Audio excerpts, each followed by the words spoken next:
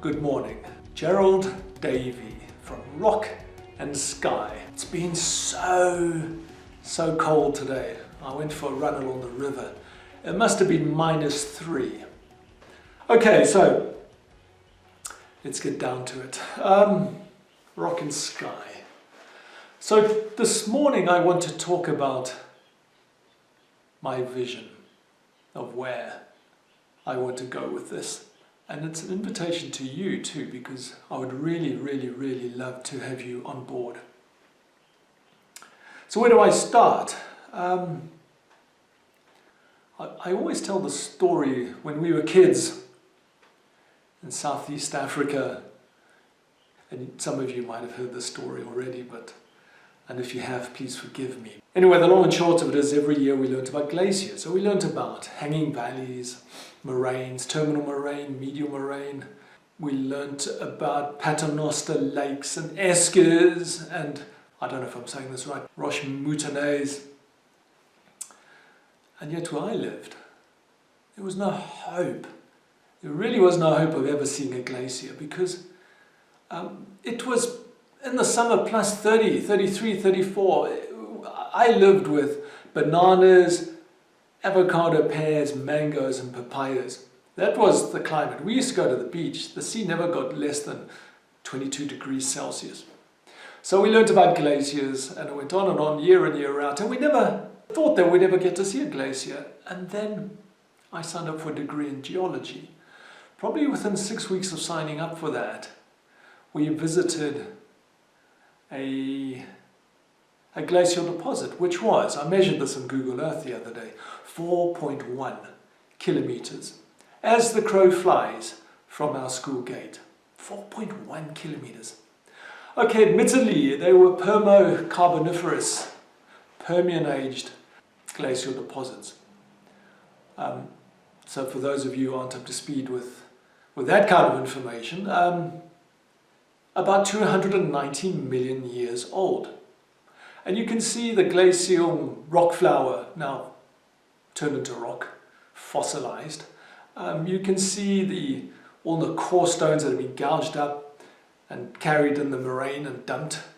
And you can go and literally around the corner from that deposit, which was about 100-meter high accumulation of this material. Huge amounts. There was a glaciated pavement where you could see where the ice had ground and gouged its way across the landscape. And there were several other of these glaciated pavements. In fact, there are quite a number around. And this Permian-aged, Permo-Carboniferous-aged glacial deposits were hard evidence for Alfred Wegener, who came up with a theory of plate tectonics. He first wrote the paper in 1912, and then his book in German in 1915. And then again, that was translated into English, I think in 1922, which shook up the geological world and the rest of the world. And in my opinion, that theory is almost up there with the discovery of DNA or Darwin's theory of evolution. The fact is that those Permian deposits were literally 4.1 kilometers from our front door. And they were central to the theory of plate tectonics. And so the South Pole was literally about 30 kilometers off the coast from where I went to school. So this isn't a treatise on plate tectonics, but the point is this: why was it that we could not go and see those ancient glacial deposits? But we learned about these modern European ones, or relatively modern ones, every year at school. And so the question is why? Were the teachers too lazy? Was there no money? Was the school bus not big enough? Did they not know about it? Was it a combination of all of those things? I really don't know. But the point is this: it would have been an absolutely amazing thing to have gone out and seen those things. And so we get these school textbooks, and there's lots of theory, but there's not much. There's not much practical stuff in them. And for me, that's a concern. So I'm a geologist. I've been doing this for decades now. And And I'm trying to show you and take you on these grand geographical and of course geological adventures, and trying to kind of leapfrog the textbook and make this all exciting so that you as the teachers and you as the kids can get real information on all things geographical. Ah, goodness me. Let's press on here. You know, often in the textbooks they talk about hard rock and soft rock.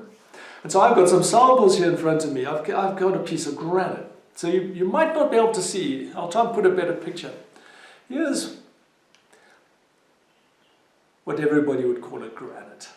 So this is hard material. There's all sorts of interesting mineralogy in there. That is granite, it's hard. Compared to a piece of soapstone. So this just looks like a lump of grey amorphous stuff. Now I can gouge this with my finger. This is really soft.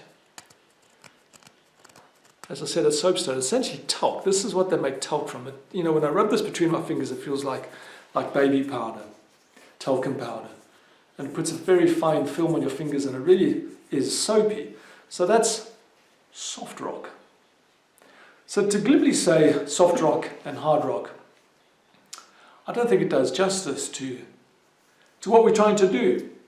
And then we talk about mineralogy. I know, and my heart sank, there's Golddich's diagram of weathering, and it's a bit depressing, I think.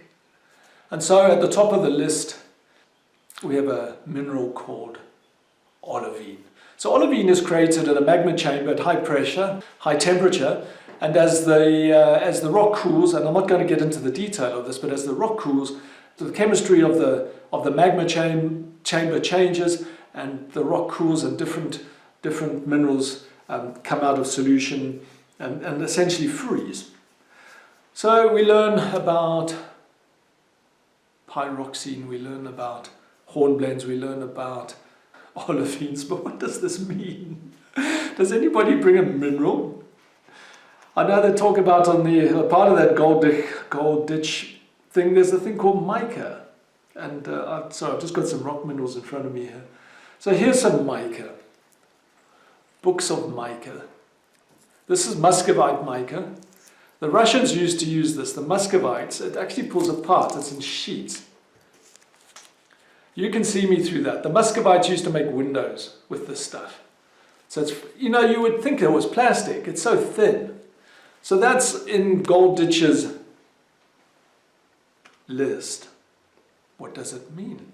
This stuff's more susceptible to weathering than, say, quartz. Here's a lump of quartz. Maybe you can see that, maybe you can't. I've got a better picture. But this is one of the hardest minerals known to man. Silica, SiO4, silica tetrahedra. I've got a larger piece of this stuff. Unfortunately, one of these got broken. So that is some really hard stuff. So this is one of the last minerals to crystallize out in the rock melt, and it's essentially stable. And it's one of the hardest things to wear and weather. Does that come into Golddich's thing? Yeah, it does, but to torment the kids, to torment you kids with a boring list of minerals that are more susceptible to weathering compared to others is just not happening. It's boring. It's a list of things you have to learn. They talk about plagioclase feldspar in that list. Here's a rock now, a nice, but those pinky ones are plagioclase feldspars. So let's bring this to life. I beg of you, let's bring this to life. Let's not give the kids a boring list of minerals to talk about and how they weather, because it's awful.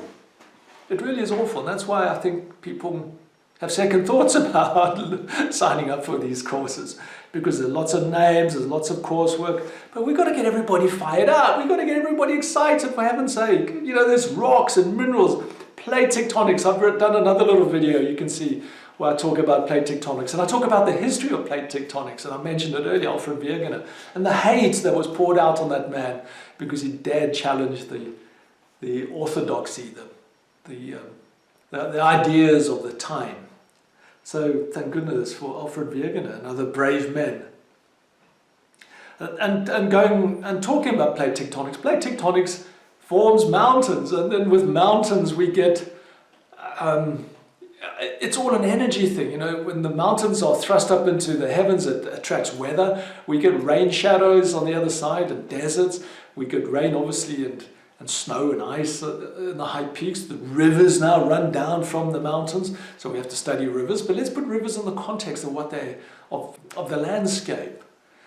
Not just say, well, here's rivers and there's plate tectonics and there's rocks and blah blah blah. You know, the whole thing that needs to be integrated into one. And that's why I say plate tectonics is the overarching theory, which we need to understand. So plate tectonics, yes. So crustal shortening, we get folding. I went trekking to the Indian Himalayas. There's some little folds of a stone I picked up. This thing is probably from 4,500 to 5,000 meters up some Himalayan mountainside. You can see these tiny little folds. I want to do another lecture on, God, lecture sounds so bad. I want to do another talk on folding and faulting, because that is fascinating. But you can see these little microfolds, and then you get massively large folds, massively large ones. But I thought, let's just address that. Let's talk about folding and faulting in its real context, and crustal shortening, and how mountain ranges are thrown up and how they have roots, and how plate tectonics is the driver of that. In summary now, without going on too long, that's what I hope to do here at Rock and Sky. And I say Rock and Sky, and one of the things I wanted to look at is meteorology. I'm not a meteorologist. I have a kind of working knowledge of it, but I'm a geologist, and so landscapes and fluvial processes and rivers and all those kinds of things. And just as an aside, we'd be putting together a flume so that we can look at all those Hillstrom diagrams and sediment transport and things like that. So that's one of those other things I want to share with you. So the point is this: I'm trying to bring this to life. I'm trying to make it exciting. I want to take you on amazing journeys to see beautiful things and to look at some of these things that we read about in the textbook. So I invite you along on this journey. So please click on the link below. Please give me a thumbs up, a like. Please join the Rock and Sky Facebook group. Send me an email. So come along for the ride, and let's get the kids fired up. Kids, if you're watching this, tell your teachers that you need to, that they need to sign up and be part of it. Because I'm trying to get around this dull, boring textbook stuff. And because I've had, dare I say, nearly 30 years of experience being out there on grand adventures into Africa, into India, South America, Europe, Himalayas, treks, you know, all those kind of things, getting stuck in the salt pans of Botswana, sweating it out in the heat and the coalfields of northern Mozambique, temperatures plus 50 degrees. Can you believe it? Wading through snow in the 2 o'clock in the morning to get up to some viewpoint at the foot of the 3rd highest mountain on earth. So those are grand adventures. I can't claim to have climbed Everest, but that's not my thing.